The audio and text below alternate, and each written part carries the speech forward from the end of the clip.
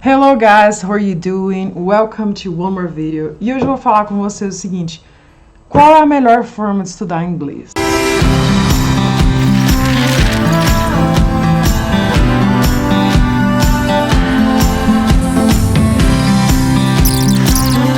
Como que eu devo iniciar? Quantas horas por dia?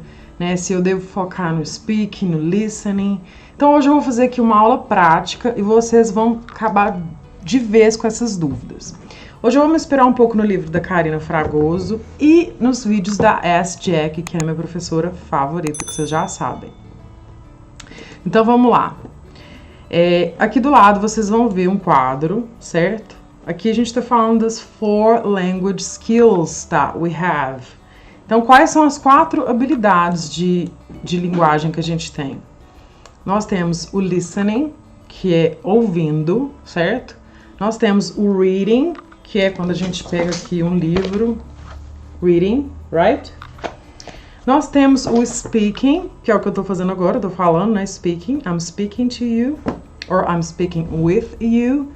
E nós temos o que? O writing. Ó, writing é com T só, tá? Isso é um typo que eu cometi agora, um typo.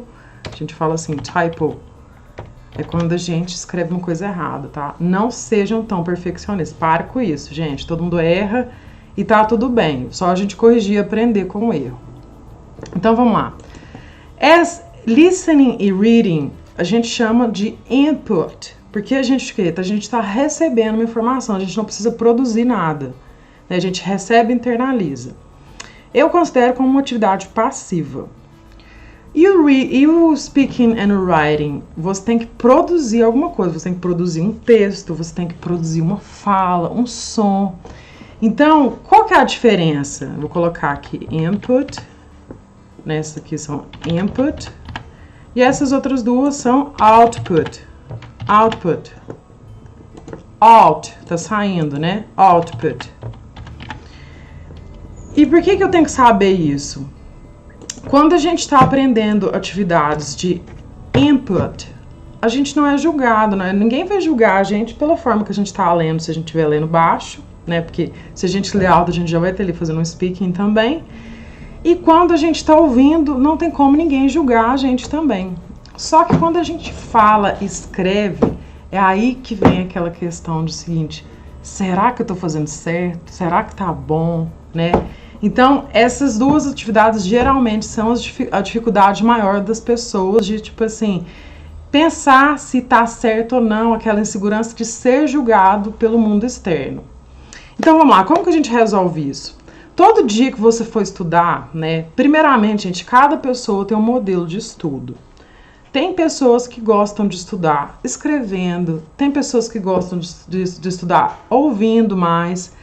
Filmes já são melhores para isso, filmes ou atividades, né, que você pode assistir alguma coisa, você vai estar olhando, você vai estar lendo e você vai estar, você pode estar escrevendo também e falando alto, né? Então, a atividade ideal é a atividade que você consiga fazer 4 dessas atividades todos os dias. Nossa, mas eu tenho que estudar inglês todo dia. Não, você não tem que. Eu já falei disso aqui no canal. O seu relacionamento com o inglês tem que ser uma coisa saudável, um casamento, né? Em inglês, você vai ver ele todo dia, você vai conversar com ele todo dia. Então, assim, se você não conseguir casar, ter um relacionamento com o inglês, muito provavelmente vai ser muito difícil para você aprender. Mas, teacher, eu odeio inglês, o que eu faço? Se você odeia inglês, provavelmente vai ser um martírio. Ou você encontra uma forma de engajar com a língua melhor, ou esse problema vai ser recorrente para você, porque toda vez, imagina, todo dia você vai ver aquela pessoa que você não gosta da voz dela, não gosta da companhia dela. Como que você vai fazer, né? Você precisa estar ali treinando todos os dias. Então, como que eu fazia quando eu comecei a aprender? Gente, eu nunca fui aquela estudante assídua que senta na cadeira e estuda. Eu sempre fui uma estudante muito dinâmica, né?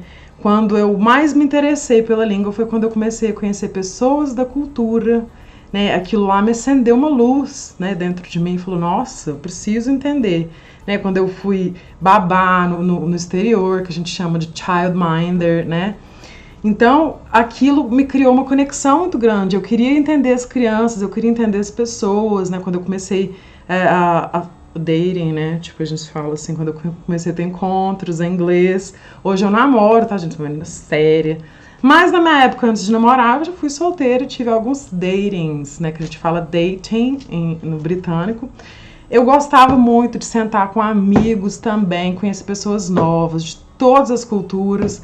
Então isso me fez criar uma conexão muito grande, eu tinha que me comunicar, né? E muita gente fala assim, nossa, mas como que eu vou aprender isso do Brasil? É aí que tá a questão. Com qual atividade que você engaja? O que é engajar? Com qual atividade que você se sente bem fazendo, né? Vamos supor assim, eu gosto de livro. Esse aqui é um livro em inglês. Ele chama The Gifts of Imperfection. Tô até transparente aqui. Perfeito.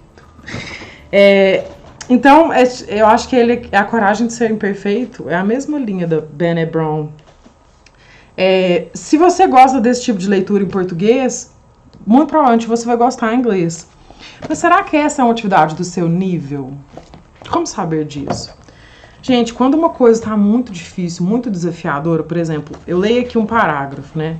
Even though I wrote the lists, I was shocked by read them. When I code data, I go into deep researcher mood. Então é o seguinte, se eu começar a ler um parágrafo e não entender quase nada, normalmente a gente entende o quê? 70%, 80%, né? Não no meu caso, que hoje eu já entendo 100%. Quase, né, gente? Porque também tem palavras que eu não sei e muitas vezes os phrasal verbs, todo mundo fala dos phrasal verbs. Phrasal verbs depende do contexto, depende da sua experiência e de quanto você usa, quanto você convive com a língua. Então você precisa muito conviver com a língua para entender os phrasal verbs. Se você gosta de livro, o que você vai pegar? Você vai pegar um livro, você vai ler o livro, você vai praticar o seu reading, você vai escrever sobre esse livro, certo? Você vai falar sobre esse livro e você vai tentar assistir vídeos ou tentar pelo menos ouvir a versão audiobook ou pelo menos algumas reviews no YouTube sobre esse mesmo livro que você está lendo. Então, esse é um exercício completo. Precisa ser aquela sofrência, gente? Não precisa ser aquela sofrência. Você pode pegar desenho, né? Você pode pegar coisas que você gosta de fazer, videogame, né? Você pode pegar seriados, você pode pegar podcasts, você pode ouvir rádio. Então, toda atividade que você fizer, você tenta incluir aí essas 4 habilidades. Mas e se eu quiser ouvir um podcast, como que eu vou fazer isso, gente? Já existe transcrição para podcast. Se você não sabe, tem muitas opções aqui no Google. Se você for meu aluno, pode vir me perguntar que eu vou te ajudar. A gente já tem muitas opções. Ou podcast você está escutando, você vai ler, você vai achar o texto na internet, você vai falar com a sua teacher sobre isso, ou com um amigo seu. E na questão do... Qual que ficou faltando? Speaking and writing... Do reading, quando você estiver achando texto na internet, você já vai estar lendo e você escreve sobre isso, certo? Então, assim, toda atividade que você achar, você consegue incluir essas quatro skills que a gente fala que são importantíssimas.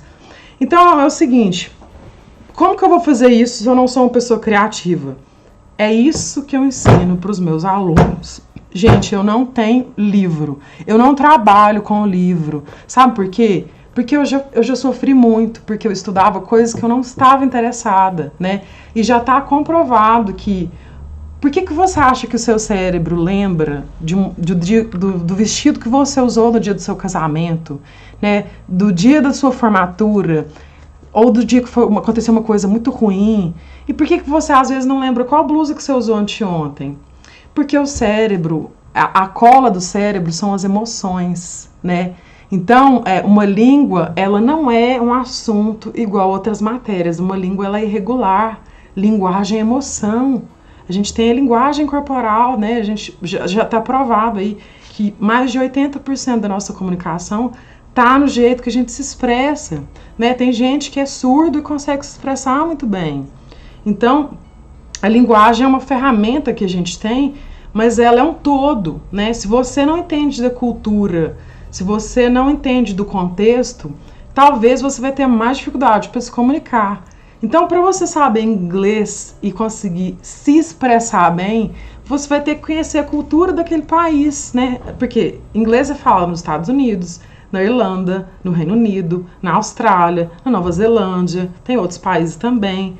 Então é o seguinte, não é todo lugar que eles falam o mesmo inglês, né? Igual aqui no Brasil. Às vezes a gente não conhece uma gíria lá do Ceará, de Fortaleza, eu sou de Minas Gerais, tem gíria do Rio Grande do Sul que até eu não entendo, então assim, nem sempre a gente vai saber tudo, certo? E tá tudo bem, tá, gente? Nem sempre o seu professor, o seu coach vai saber tudo de inglês, porque às vezes ele morou no Reino Unido e você tá estudando inglês americano e vem uma slang que a gente fala que é super regional, ele não vai saber te explicar. Isso é normal, entendeu? Então, assim, não se cobre tanto, não queira aprender tantas coisas que você não usa no dia a dia, porque o cérebro acaba esquecendo, entendeu? Então, eu indico sempre para os meus alunos a narrar o dia deles, a pegar uma coisa que eles já faziam em português e começar a fazer em inglês, e lembrando sempre que o nível de dificuldade não pode ser muito acima da sua capacidade. 70% ali de entendimento tá bom, 30% de desafio. Como que eu meço isso, Gabi? Tá muito difícil, tô parando toda hora. Pega um negócio mais fácil. Tá bom, tá confortável? Tipo assim, eu tenho que estar ali pesquisando 3 ou 4 palavrinhas por parágrafo? Tá bom. Se você gosta de se desafiar mais ainda, vai mais a fundo. Pega 10 palavras por parágrafo, né? Push yourself. Treina. É isso que vai fazer você ficar melhor. Então, gente, esse foi um vídeo. Eu espero que tenha ajudado vocês. Foi um vídeo simples. Mas essas são as técnicas que mais funcionaram para mim e geralmente para quase 80% das pessoas que eu conheço, porque as outras desistem, né? E desistir não é uma opção. Se você começou a aprender inglês, você não entende o seu motivo emocional, é muito provável que você vá desistir. Então, tenha os seus motivos claros, porque na hora da dificuldade é deles que você vai se lembrar. Então, thank you for watching. Se você gosta do meu conteúdo, se inscreve aqui no meu canal, dá um like, manda esse vídeo para um amigo que tá aí aprendendo inglês, porque ele tá apanhando. E qualquer dúvida que vocês tiverem, gente, deixa aqui nos comentários que vai ser um prazer para mim responder. I'll see you next video. Bye!